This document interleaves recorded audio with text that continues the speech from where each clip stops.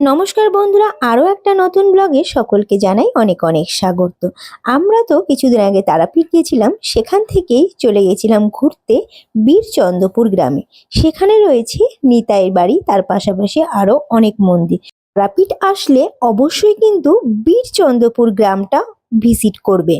তারাপীঠ থেকে প্রায় 10 কিলোমিটার দূরত্বেই কিন্তু বীরচন্দ্রপুর গ্রামটা অবস্থিত। আর এই বীরচন্দ্রপুর গ্রামে কিন্তু জন্মগ্রহণ করেছিলেন শ্রী শ্রী নিত্যানন্দ মহাপ্রভু। অনেকেই হয়তো জানো যে নিত্যানন্দ মহাপ্রভু কে, আবার অনেকের কাছে পুরোই অজানা নিত্যানন্দ মহাপ্রভু কে। আমাদের কলিযুগে যে পঞ্চতত্ত্বের মধ্যে একজন গোসাই হলেন নিত্যানন্দ মহাপ্রভু গোসাই। তিনি দাপর যুগে ভগবান শ্রীকৃষ্ণের দাদা বলরাম, তারই রূপ এই কলিযুগে নিত্যানন্দ মহাপ্রভু।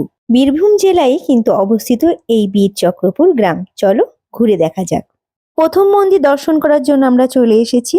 তো মন্দিরে ঢুকতেই ডান পাশে কিন্তু একটা বট গাছ রয়েছে, তার পাশে একটা মন্দির রয়েছে।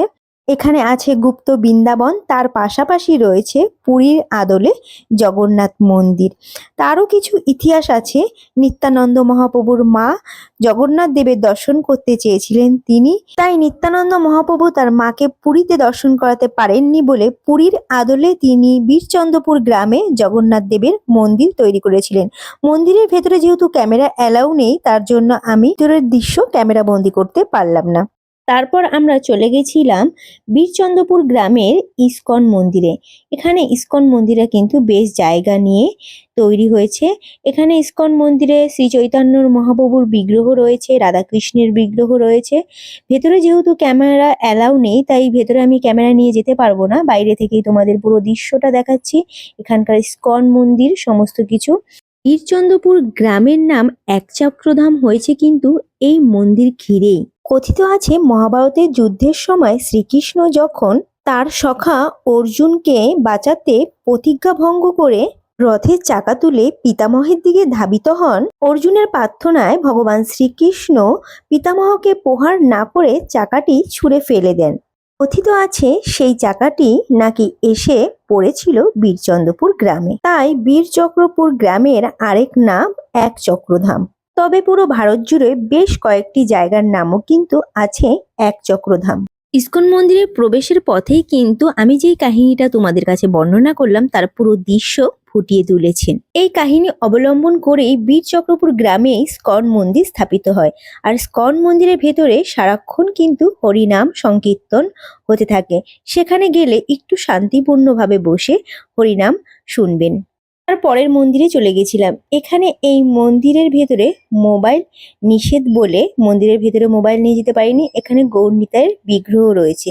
বীরচন্দ্রপুর গ্রামেই কিন্তু রয়েছে যেখানে মহাভারতের কথা বর্ণিত রয়েছে, পঞ্চপাণ্ডব যেখানে অজ্ঞাতবাস করেছেন।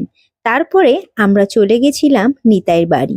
নিত্যানন্দ মহাপ্রভুর জন্মস্থানে প্রবেশ করার পূর্বে আমরা একটু আগে জেনে নিই নিত্যানন্দ মহাপ্রভু কে। অনেকেই জানো, যারা জানো না তাদের জন্য। এই ছবিটা কিন্তু আমাদের সকলের কাছেই চেনা। আমাদের সনাতন ধর্মীয় হিন্দু পরিবারের সকলের বাড়িতেই সিংহাসনে এই পঞ্চতত্ত্বের ছবি কিন্তু রয়েছে। 5 গোসাইয়ের মধ্যে যিনি নীল বস্ত্র পরিধান করে রয়েছেন তিনিই হলেন নিত্যানন্দ মহাপ্রভু। প্রথম অদ্বৈত আচার্য নিত্যানন্দ মহাপ্রভু, শ্রী চৈতন্য মহাপ্রভু, গদাধর শ্রীবাস পণ্ডিত। আশা করি এবার যারা যারা জানো না সকলেই হয়তো জেনে গেছো নিত্যানন্দ মহাপ্রভু আসলে কে। তো চলো নিত্যানন্দ মহাপ্রভুর গৃহে প্রবেশ করা যাক। তিনি 1474 সালের মাঘ মাসের শুক্লপক্ষের ত্রয়োদশী তিথিতে বীরভূম জেলার একচক্রা গ্রামে জন্মগ্রহণ করেন। শ্রী শ্রী নিত্যানন্দ মহাপ্রভুর পিতার নাম হারাই পণ্ডিত ও মাতার নাম পদ্মাবতী। প্রথমেই বলেছি যে ভগবান শ্রীকৃষ্ণের অগ্রজ বলরামের অবতারই হলেন নিত্যানন্দ মহাপ্রভু। নিত্যানন্দ মহাপ্রভু ছিলেন শ্রী গৌরাঙ্গ মহাপ্রভুর প্রধান সঙ্গী। নিত্যানন্দ মহাপ্রভুর গৃহের ভেতরে রয়েছে তার বাল্যকালের সমস্ত স্মৃতি। ভেতরে যেহেতু মোবাইল নেওয়া নিষেধ, তাই ভেতরের দৃশ্য তোমাদের কাছে তুলে ধরতে পারলাম না। নিতাই বাড়ি ভালো মতো দর্শন করে তারপর আমরা চলে গেছিলাম বাঁকুড়ার হাটুগাড়া মন্দিরের দিকে। বাঁকুড়ার হাটুগাড়া জলের মধ্যে মন্দিরটি স্থাপন করেছিলেন কিন্তু নিত্যানন্দ মহাপ্রভু। নিত্যানন্দ মহাপ্রভুর মায়ের সর্বতীর্থ করার ইচ্ছে জাগে মনে, কিন্তু বয়সজনিত কারণে তিনি সর্বতীর্থ করতে পারেননি।